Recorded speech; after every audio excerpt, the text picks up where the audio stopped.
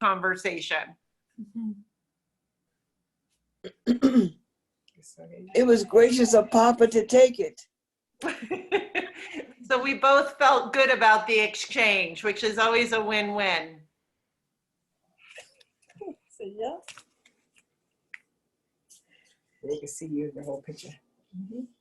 No, Dr. Clayton, are you, oh, it's so good to see your face. Are you comfortable with the Zoom and everything, all the technology?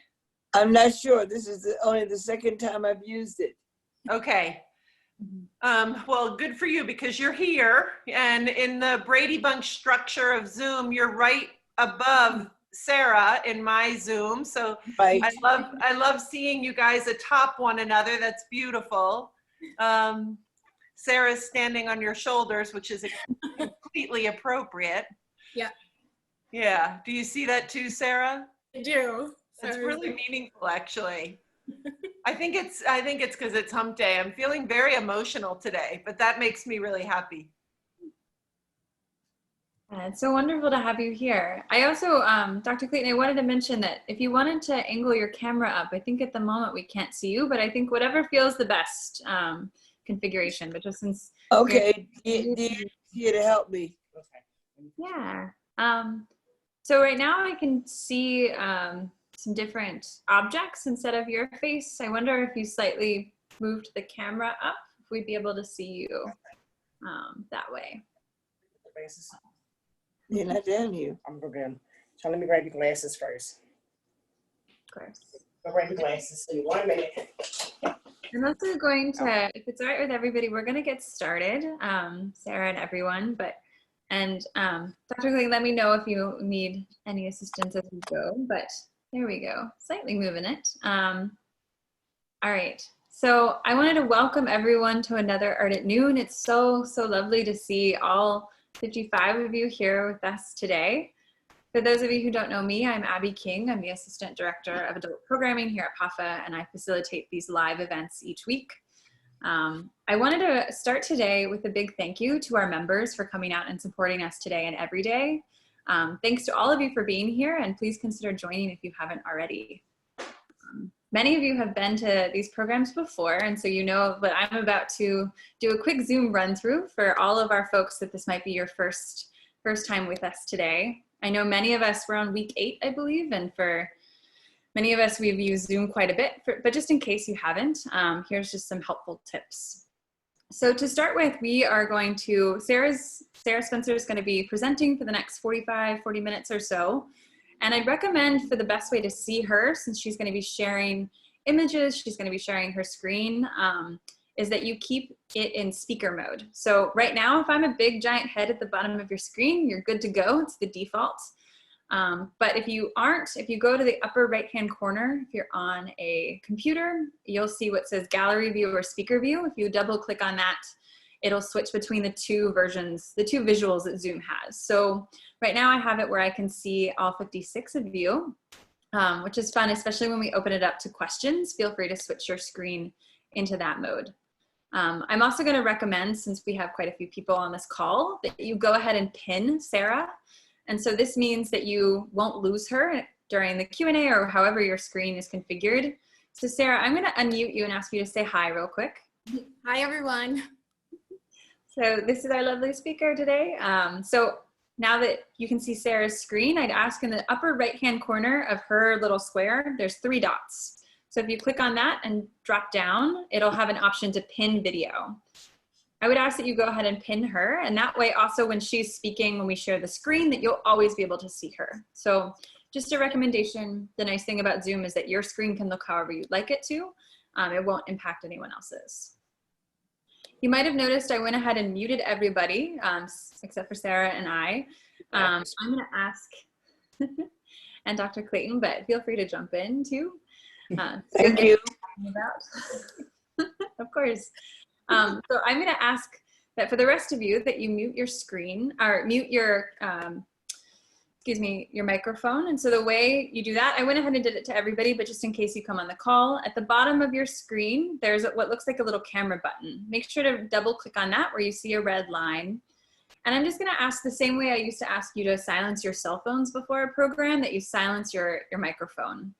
And that's just because Zoom likes to assume it knows who the speaker is. And so it might, if your cat comes into the room and starts meowing, it's going to think that you're the one presenting on Dr. Clayton's collection today. So we're going to ask that you mute your microphone. And then right next to that, there's a little video button. And so if you can't see us, or if you can't see yourself in Zoom and you'd like to be able to, if you double click on that, we will be able to see you here. I'm mentioning this because we are recording this event for posterity. We'll be sharing it on our YouTube channel in the next couple days. So if you'd like to not be on the video, you can double click that and you won't be visible. I also want to mention, unless you're actively speaking and asking a question during a Q&A, you probably won't be on the recording. And that brings me to the discussion part of this. We do want to hear from you. We are going to leave time for questions. And so the two ways that we're going to ask to facilitate that are with the chat. So during the talk, anytime, feel free to put links, put thoughts. We'd love to hear from you this way. I just started it. Should pop up on your screen now. Or if you have questions at the end of the event when we open it up, if you'd like to virtually raise your hand, we would ask you to do so that way. So the way you do that is if you click on the participant button at the bottom of your screen, there should pop up on the right-hand side, right next to where there's a list of people, it should say raise hand. And so when you do that, Sarah and I can actually see your hand and we will call on you verbally and we'll unmute you. So if you struggle with that, feel free to also put it in the chat that you have a question, or if you want to kind of wave, we will try to see you, but we have quite a few people on the call. So it's the easiest way for us to facilitate that today. Other than that, like I said, we want to hear from you at the end. We're so excited to have you all here with us today. And so it's now my pleasure to hand you over to Awakened Anew exhibition co-curator, Sarah Spencer. Welcome, Sarah. Hi, everybody. I'm very excited to be with each of you this afternoon. I'm especially grateful to have Dr. Clayton on this call with us. Dr. Clayton, I know if you have anything that you'd like to add, please feel free to do so. It's a pleasure to have you with us as always. I'm also very excited to see a lot of my colleagues who have joined. I appreciate your support and I miss you all very much, in addition to family who's on the line and friends of PAFA. So I'm going to start by sharing my screen here, and feel free to let me know if there are any problems with that. Just give me 1 second and you should be able to see me as well. Great. So can everybody see me? Just making sure. Is that a yes? Yep. Great, thank you. And again, echoing Abby with a great thanks to all of our members who make PAFA possible. We miss you and we appreciate your presence and support now more than ever. So today I'll be presenting on the exhibition, Awakened Anew, the collection of Dr. Constance E. Clayton.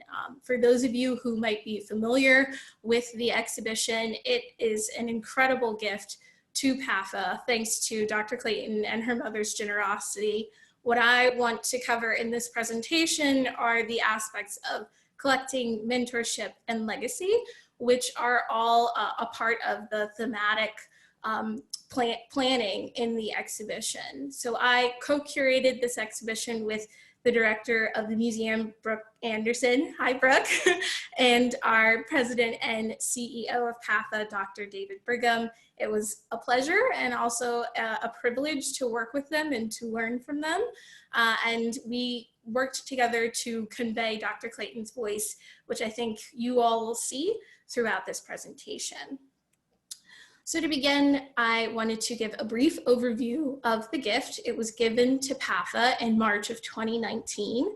The collection contains a total of 78 artworks by both Black and white artists. However, the majority of the gift represents African-American artists. There's also a large representation of Philadelphia-based artists, either as teachers or students. They all are part of the city, and it totals to about 21 in the gift. So that's an incredibly large percentage. There's also notable representation of PAFA alumni. So to share a few of the artists who you might be familiar with that are included in Dr. Clayton's gift, there's work by Barkley L. Hendricks, Laura Wheeler Waring, May Howard Jackson, Louis Sloane. So that's just a few of the names that will appear throughout this presentation, and who are, as you all probably are quite familiar with, important artists. Now, the other thing that this collection does, which I think is so important, is it celebrates African-American artists and their contributions. It also highlights the communities in which they lived in, created in, and contributed to. So in the spirit of community, that's something that we as curators picked up on. We thought that talking about community was important to relaying this incredible story of two women who opened their home and their lives to the artistic community of Philadelphia and beyond. So as such, we made the decision to invite members of PAFA's community, friends and colleagues alike, to write about the artist in this gift. So by including many voices, it only amplifies the significance of these artists, but also of what Dr. Clayton did in amassing this incredible collection. Now, the two women responsible for this collection, of course, are Dr. Constance Clayton and her mother, Williabelle Clayton. Dr. Clayton is an American educator and civic leader. She served as the superintendent of the school district of Philadelphia from 1982 to 1993. One of my favorite facts about Dr. Clayton is that she defeated 83 other candidates for this position, and she became the first woman and African American to hold that role. During her tenure, Dr. Clayton was a forceful advocate for the children of Philadelphia, and she reinforced the importance of art in their lives. She's actually quoted as saying, "We must educate the kids born into poverty and despair. We must value all kids, not just a select few."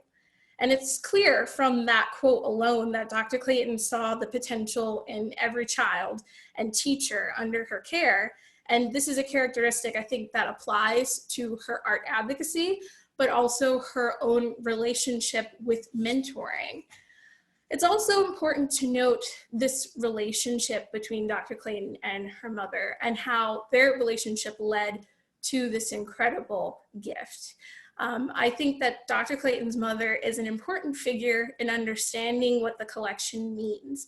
She encouraged Dr. Clayton's interest in the arts. I know that she fondly recalls visiting the Philadelphia Museum of Art and seeing a painting by Henry Ossawa Tanner, which I will share with you in just a few moments. Her mother is responsible for her point of entry, the point in which she understood the importance of art in a person's life, especially a child's life. She's quoted as saying, "My mother and I shared a passion to establish our own collection, and with each acquisition, we experienced the same excitement that I felt when I first saw Tanner's striking rendering of his mother." The painting that Dr. Clayton is referencing is Henry Ossawa Tanner's portrait of the artist's mother. I think that this is an intimate reflection of the bond shared between Dr. Clayton and her mother as well. And it also serves as the inspiration for this passion for collecting. Another influential person in Dr. Clayton's life is this woman, Sadie Tanner Mossel Alexander. She is another prominent Philadelphia citizen. She was the first African American to receive a PhD in economics in the United States. She also was the first African American woman to practice law in the state of Pennsylvania. She served as the national president of Delta Sigma Theta Sorority Incorporated as well from 1919 to 1923. This is the same sorority that Dr. Clayton is a part of, proudly, I would say as well. Now, Alexander her maternal grandfather was Benjamin Tucker Tanner, making her the niece of Henry Ossawa. Okay, you can add it. Was that Yeah, Dr. I'm glad you add that because I was going to break in to say that Tanner was her uncle. Absolutely. And I think that influence, of course, impacted her as well, her being Sadie Alexander. I know that Dr. Clayton, as in her youth, actually visited the Alexander home quite often, which was filled with magnificent paintings, including these two, The Thankful Poor and The Banjo Lesson by Henry Ossawa Tanner. You can see from the sheer, I would say, intimate and sentimental nature of these paintings, how impactful that would be on a young person. Also, to see themselves reflected in painting clearly establishes something, it awakes something in a viewer. And I think that's particularly important in understanding how Dr. Clayton collected. Now, because of this, Dr. Clayton actually acquired her own Tanners eventually. And in the Clayton collection, there are 2 Tanner etchings, which are pictured here. I think that the Tanner etchings are a great example of the depth of Dr. Clayton's collecting. It shows the range of artworks that spans across a century of art making. The Tanners are some of the earliest works included in the collection, in addition to 2 paintings by Edward Bannister. And I'm just going to put my pointer on so you guys can see, that are pictured here.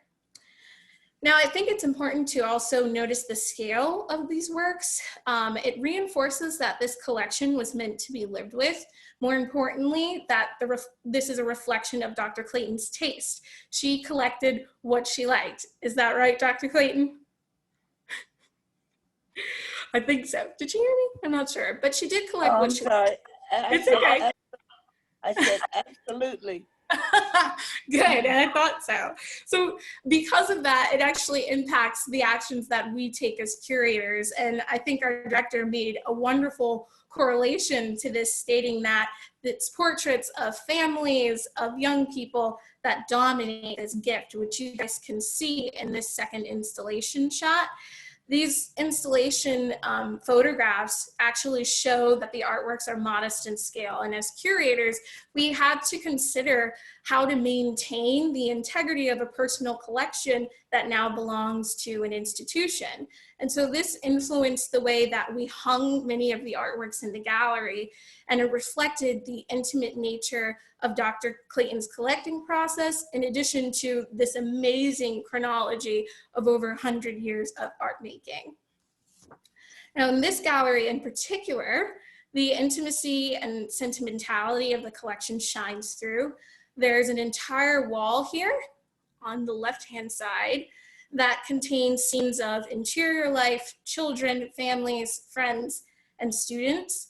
There are actually 2 paintings by Laura Wheeler Waring in this gallery, and they're actually 2 of my favorite works that are included in the gift. This first painting here on the left, The Study of a Student, depicts a young Black girl who, as the title suggests, is a student. Waring, I believe as an artist, but also as an educator, draws many parallels to Dr. Clayton. She was, of course, popular for her stunning portraiture of celebrity figures like Philadelphia's own Marian Anderson, who is pictured here. Her portrait hangs in the National Portrait Gallery in Washington, D.C. However, I think it's also important to highlight Waring's achievements as a student and an educator.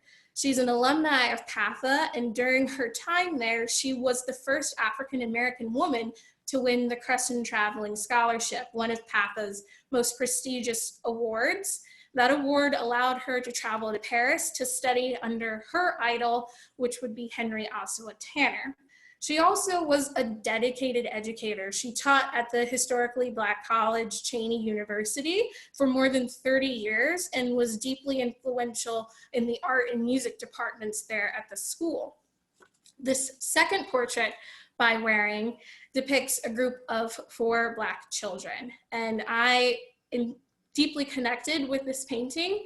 I think that the dignity with which Waring deems each child is so important, but also the emotional depth that each child is given reflects the importance of what Waring was trying to do. It's kind of interesting to me that as a famed portraitist who depicts subjects of iconic American figures, she also deems these children with the same time and detailed care. And I think that elevates this simple portrait to something much more than what meets the eye. I also love the emotional depth that each child gets to have, particularly the child-centered. It's just this pure expression of joy that reflects that Black children are complex, but also deserve the same immediate sense of innocence that we might attribute to pictures of white children. And I think that Waring renders them in a deeply personal and loving manner. So while we might not know who these children are, there's something about it that draws us to this painting. Now, there are also several portraits of young Black boys that share this sentimentality and tenderness. On the left is a gorgeous charcoal rendering by Barclay L. Hendricks. It's sensitive and also emotive. The drawing is actually of who we believe is the artist's younger brother. Likewise, on the right here is an etching by Walter Edmonds, and it shares a similar familial story. The etching is of the artist's youngest son, Langston, from 1989. He would have been around 10 or so. So it was really emotional for the family to see this etching, but also to write about it. Edmonds and Hendricks both capture the innocence of their sitters' faces. They highlight their own emotional connection with their own family members, and the portraits and others like them in the gift emphasize familial connection. They also bring visibility to Black youth in a way that is extremely important. It highlights Black nuclear families, and it's a source of inspiration, which I think that's something that Dr. Clayton and her mother could relate with. Now, included in this collection, aside from families and interior life and children and students, there's also a large number of works displaying scenes of labor. In particular, this piece by Claude Clark called Men and Drill Press. Given our current climate, I would like to highlight that many of the artists in the collection were supported by government-funded initiatives like the Federal Arts Project and the Works Progress Administration, or WPA. One of those artists is Claude Clark. Clark's work is deeply influenced by Vincent van Gogh. In Men and Drill Press, you can actually see that Clark has a similar approach, and given the thick and creamy texture of the paint application, you can see that he works loosely with a palette knife, and these details were taken by our museum director. I just have to highlight that they are incredible details. They also really show the mythology of Clark's process. I love seeing the artist's hand in this piece, particularly in the way that he applies paint to show the strength and musculature of each figure. And that paint application adds weight to the piece, both literally and figuratively speaking. Now, Clark, along with many, if not all of the artists included in Dr. Clayton's gift, are part of a generational cohort of artists who either taught, mentored, or inspired one another. I think one of the greatest reflections of this is found in the relationship between these three sculptures. It represents three generations of Black sculptors. And as an institution, I can definitely say PAFA was very excited about the inclusion of this painted plaster sculpture by Augusta Savage called Gammon. This was beautifully written by one of my colleagues, Dr. Brittany Webb. So if she's on the call, I just wanted to give you a quick shout out because she really conveys the personal connection that Augusta Savage creates in her sculpting, but she also highlights how important Augusta Savage was as an artist in the 20th century. She was a sculptor, an educator, and an activist, and Savage contributed not only to the artistic body of American art, but she also mentored the next generation and shaped their careers, especially for some of the most influential Black artists in American art, such as Jacob Lawrence and Norman Lewis.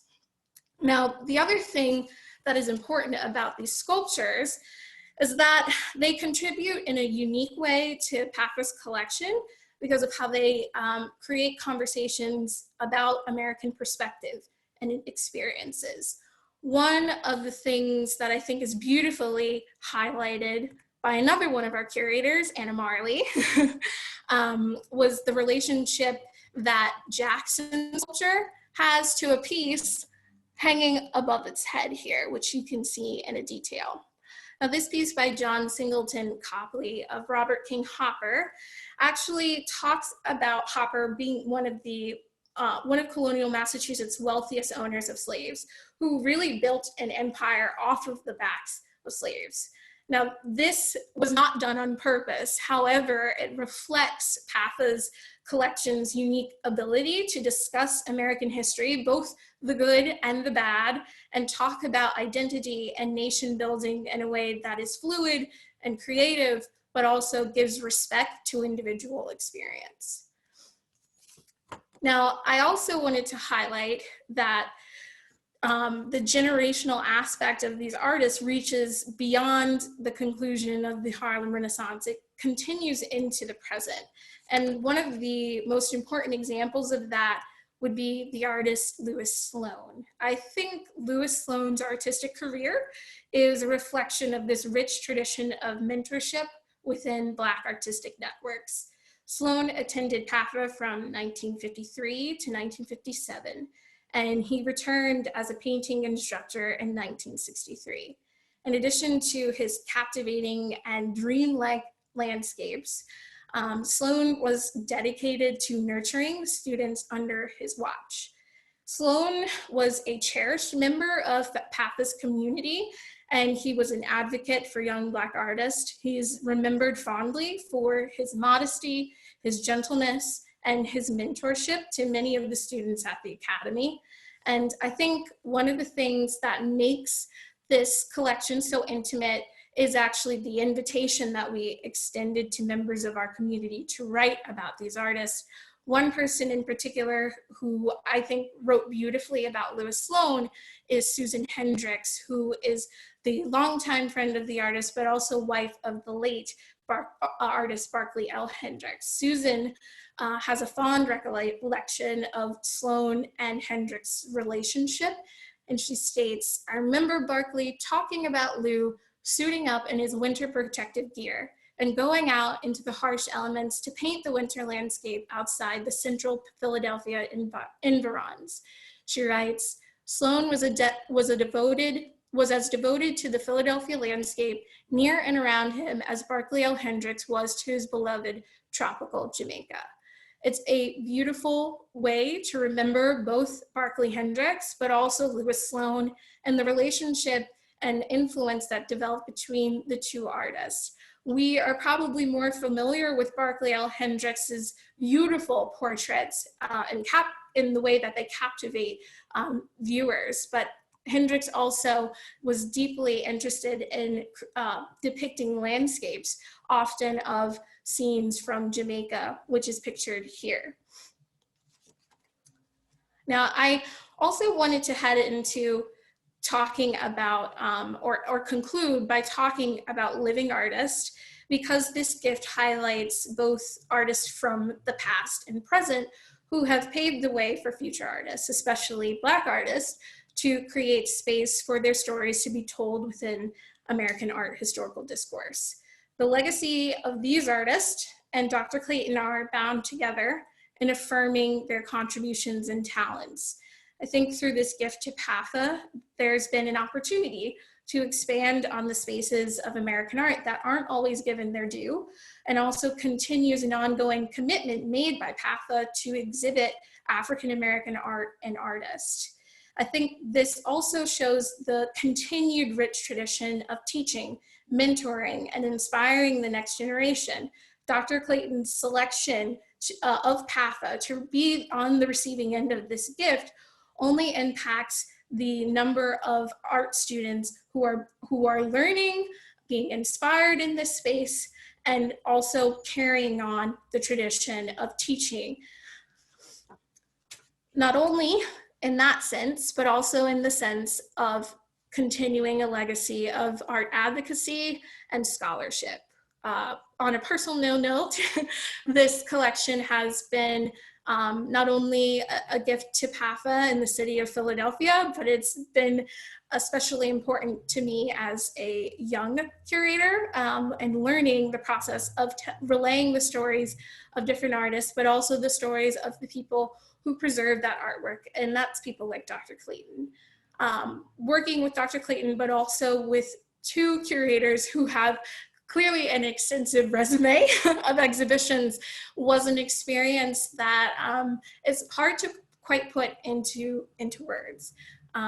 Brooke is a force to be reckoned with. David is a fountain of knowledge, and Dr. Clayton is a woman who has achieved so much in her life that you want to do your very best to convey not only her voice, but the voice of the artists that she believed were important to preserve. And so with that, I would like to ask if anyone has any questions for me.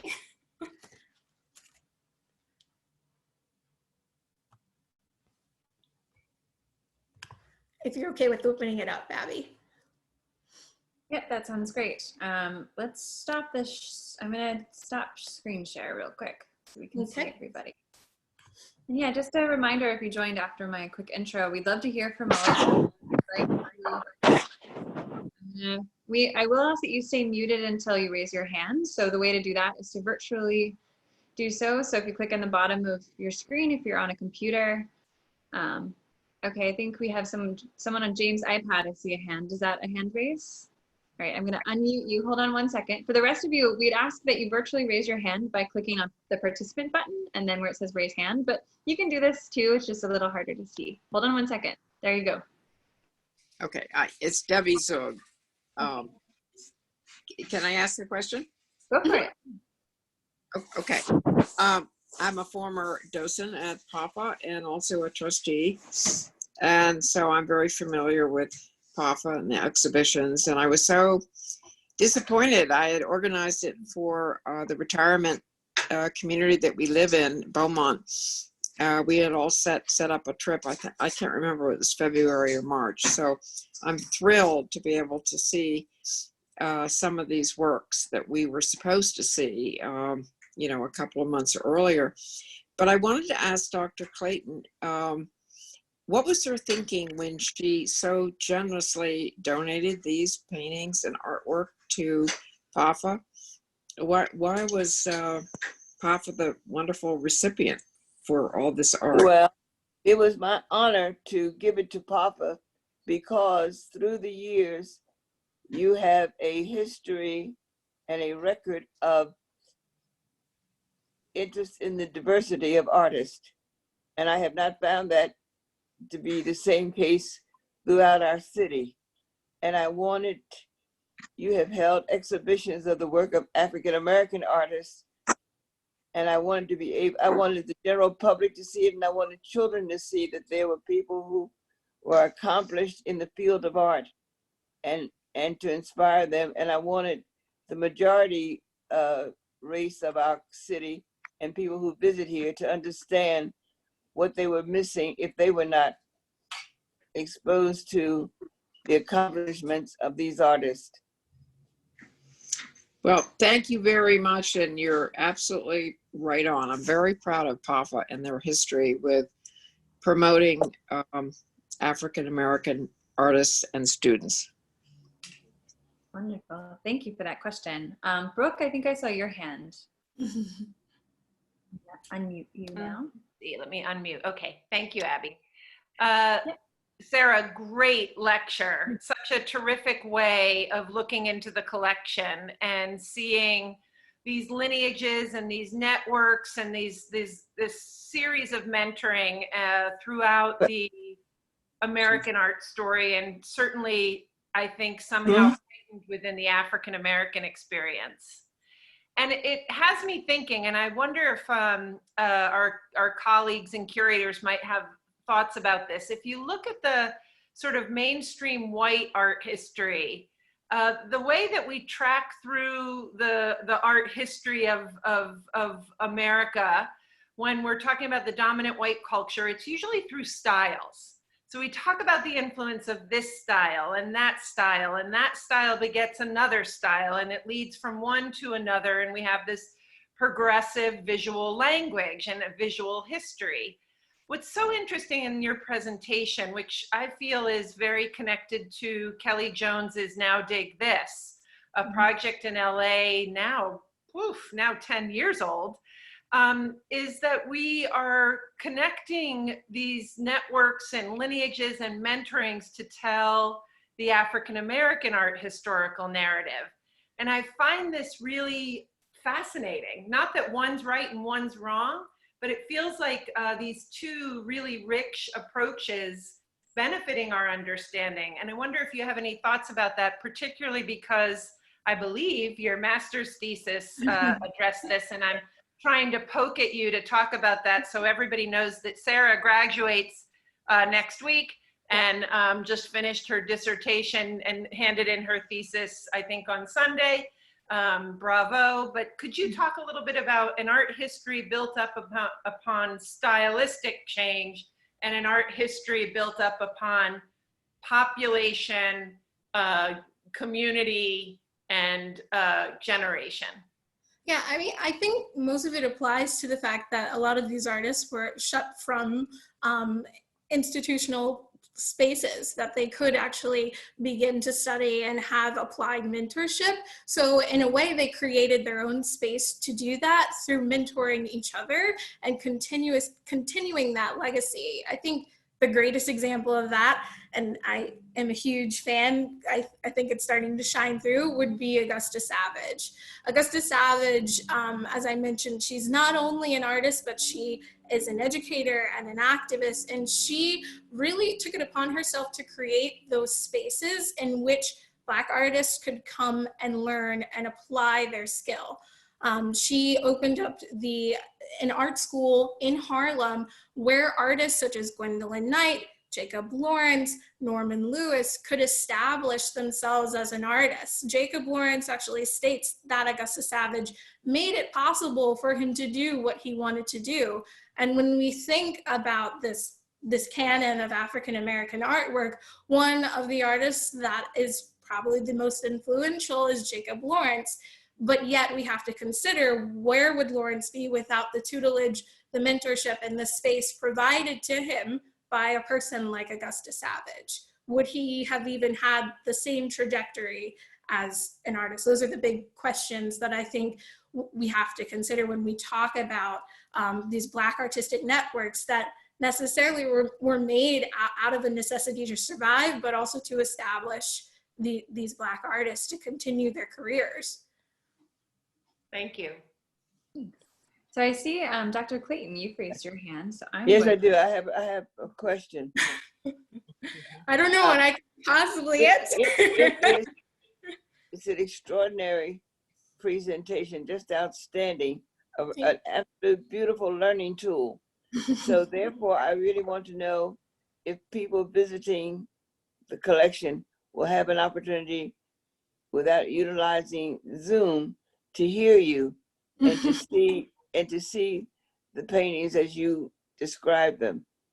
Well, I'll have to leave that maybe to Abby to plan some more sessions to talk about it and to share the collection with our audience. I think, Dr. Clayton, you've noted perfectly that this collection really resonates with so many people because of the teaching capacity in it.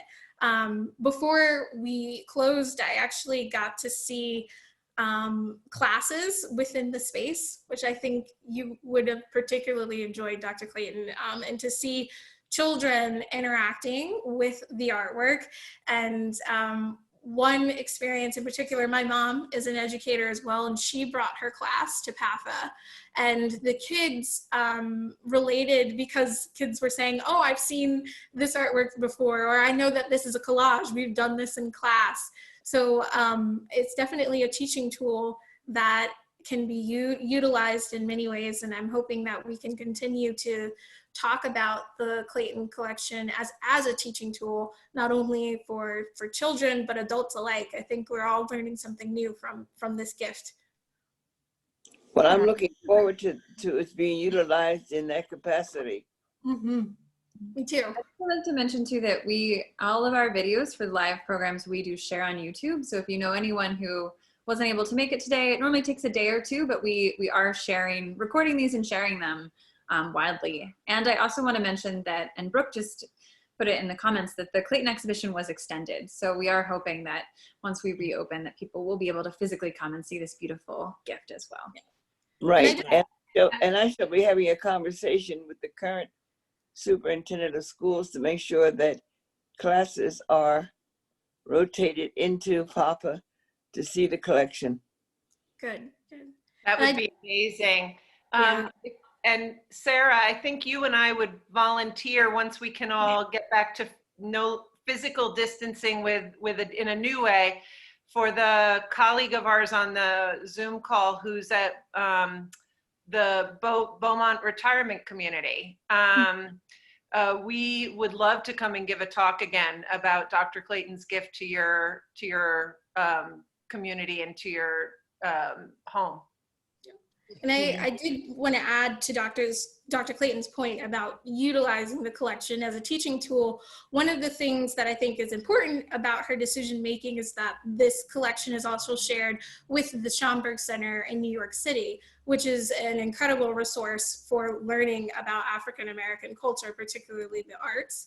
And so one of the things that I'm excited about for PAFA is that PAFA can be used as a new resource for reference and learning about these artists. One of the things that Brooke, David, and I are still continuing to do with many of the artworks is provenance. So if we can get more interns who are interested in African American art, that would be great, because they can continue to catalog the artwork in a way that is complete and whole and can be used from now here on out. I think that's the entire point of what Dr. Clayton was trying to do, to make this artwork a resource for budding artists, scholars, and future art historians. Absolutely right. Thank you, Dr. Clayton. I wanted to mention we have another hand. By the way, I really should tell you, it's a partial of my collection. In no way reflects my total collection at all. No. Well, we always like a visit to your home, Dr. Clayton. So. Well, the invitation is still open. Great, wonderful. Thank you. I did want to make sure that we're answering questions from our audience too. So Faye, I see we have your hand. I'm going to unmute you and go ahead. There we go. Can you hear me now? Yeah. Okay. Sarah, I wanted to say that was really great and fantastic, and it touched my heart to see that some of our academic and professional interests are the same. So, and they cross in so many ways. So I just had a question and also a suggestion. I'm wondering how PAFA is thinking about moving forward, how you're going to, and whether or not you're going to consistently have representation of African American artists in collections moving, not just this one, but moving forward. And then as I'm thinking about it, you know, as Sarah knows, my entire academic career has been at HBCUs. And so one of my suggestions is that if you want to continue some of this work and expand representation, you know, you have Lincoln University, those visual art departments and those professionals at those institutions could be, you know, the amount of information, resources, and assistance would be, I think it would blow your mind. So I'm also wondering, you know, what might be some of those efforts to work with those institutions, those artists and professors at those institutions to have a consistent and a persistent representation at PAFA of African American art and artists. Well, I was like, I'll answer part of that, and then I'm also gonna ask Brooke too, because I think she has done a lot of work to help kind of cultivate that relationship. Before COVID-19, we were actually supposed to give a tour to Lincoln University students and teachers, I believe so. And so because of the representation of historically Black colleges and university in the collection, I think one of the things that PAFA has definitely been working on doing, and we actually had fellows from Clark Atlanta University work on another exhibition, Making Community. I think we're trying to continually include those voices as well as we continue to amass artwork by African American artists. And our curators, I think, have done an incredible job with actually creating space within PAFA that highlights artists of color, both Black and beyond. So they've pretty much dedicated themselves to making PAFA's collection as diverse as possible. And I think what the Clayton collection will allow for is for students from historically Black colleges and universities to interact with PAFA possibly in a way that they may not have before. And that's why this collection is so important, but also a relationship that PAFA is interested in cultivating and is working towards cultivating. Brooke, do you want to add any to that? Well, Sarah, you really covered it very well, so thank you. Faye, I love your kind of declaration of being persistent about it. And I think that's really the charge for museums around the country. I hope that PAFA has a posture of having persistence, that we see that as a community. We've been long committed to the African American experience and an American narrative that's truthful. We collaborated with Clark Atlanta. We have a project that we're working on with Lincoln University right now that also I think might interest you. But my team and I would be really open to hearing from you strategies for working in partnership with HBCUs. So we're always open to that conversation. We can always be doing better and doing more. I think we've been taking really great steps in that direction. We do have an exhibition opening up in a couple of years of the New York-based artist John Roden. And it's such an ambitious project of an artist who deserves recognition and doesn't really have it right now. That there might be some opportunities there to partner with HBCUs in the next several years. So perhaps I think that's fantastic, and I'm happy to hear that. And if there would, I would love to see more and more of that. And I think there are people who would love to work with you in all kinds of places. And if North Carolina has is the one state in the United States that has more HBCUs than any other state in the country.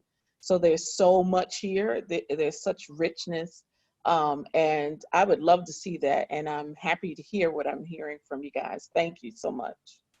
And Faye, something else that you might find interesting, and everybody I hope would find of interest, PAFA has a very active collecting building initiative. We've been building the collection for the last 10 years very seriously. And last fall, there was a statistical survey of American art museums and looking at how we were doing in our acquisitions of African American artists and our acquisitions of female artists. And I think PAFA has a lot to be proud about in contributing to, again, a more truthful art history, because in both surveys, PAFA led by quite a lot. And this is a survey that included all of the New York museums and American art institutions around the country. We had statistically the richest collecting of African American artists and female artists since 2010. That's wonderful. That's wonderful. Thank you so much. Thank you, Brooke, and thank you, Faye. We have another hand I can see. Miss Spencer, I'm going to unmute you now. It's not me, it's him. Oh, sorry, excuse me. Hi. Hi, Dad. Hi, Sarah. Hi, Mom. I don't have so much a question as really a compliment. First of all, Sarah, you did a great job. It was beautiful. But I did want to, in the wake of what Faye said, Brooke, I wanted to compliment you, because one of the things that Sarah was excited about with the opportunity that she has been given at PAFA has been your stated commitment to actually advancing a true narrative of Black art and representation. And I think Dr. Clayton's donation is evidence that that commitment is being fulfilled. And I'm excited for the future with PAFA, and we are certainly grateful, and we are, of course, excited that Sarah has been a part of this. But I just want to thank you. And one thing that I know about you that I know that Faye doesn't is that you have some history in North Carolina. And so she's very much aware of much of what you were talking about, Faye. And it's gratifying to have some connection to an institution that has this commitment and is doing it so diligently, and have that commitment also recognized by people like Dr. Clayton, who have given out of the richness of her own experience in collecting. And it's just great to have that nearby and to see this unfolding. Mr. Spencer, thank you so much for saying that. And it's an acknowledgement, to my mind, of the entire museum team and the great colleagues who share this commitment. All of us do, in telling an American story that other museums haven't been telling as fully. So, and it's a privilege for all of us to be doing that. And we all adore your daughter. But just to kind of piggyback off of that, I do want to extend a very big thank you to our curatorial staff. There are 3 extremely important, but also extremely influential women who do great work at PAFA and have been a constant resource for me. No matter what the situation, they are there to answer my questions either via phone or via me storming into their tower asking for more detail. They are incredibly talented and incredibly good at what they do. And they have been an excellent resource in actually putting together this exhibition and guiding me as a young curator. So I appreciate the work that they do every single day, helping PAFA to really be a place where we can discuss art in a variety of ways, historically, contemporarily, and also in a modern sense, and think about American art in a much richer way than we might have before. So I've been learning a lot, sometimes birthed by fire, but it has been very rewarding. Well, Sarah, I have to say that phrasing it like storming the curatorial tower, that you just used that phrase. First of all, they really do work in a tower. So everybody, they actually do have their offices in a tower, our 3 curators.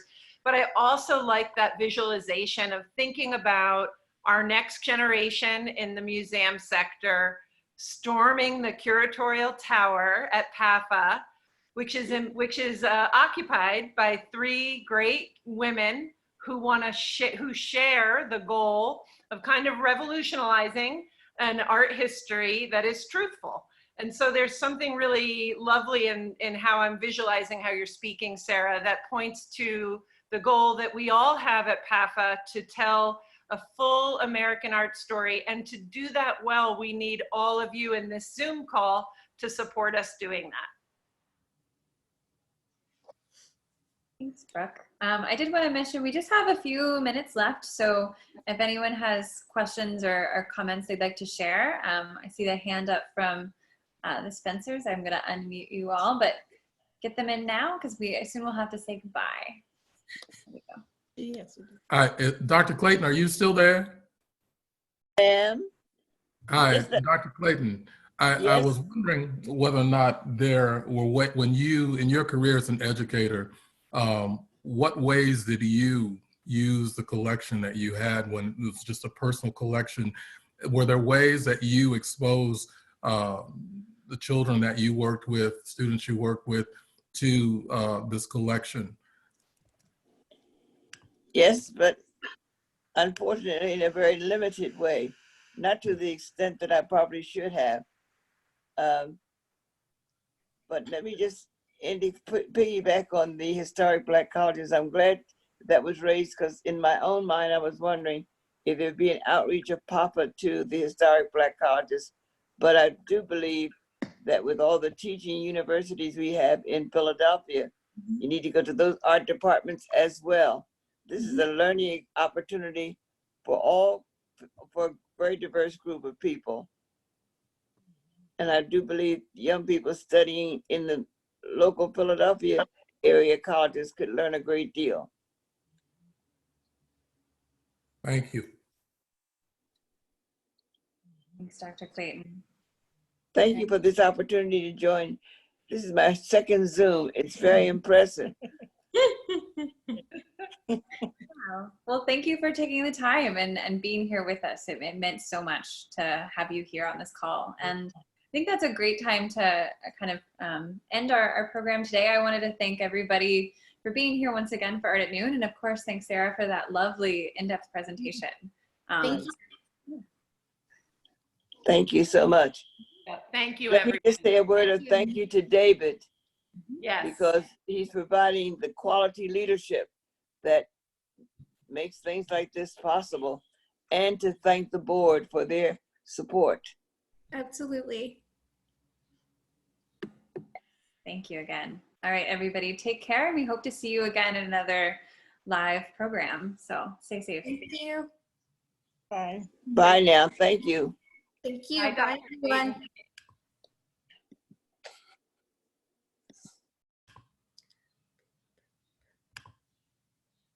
Bye-bye. Good job. Thanks, Unfei. You. Bye.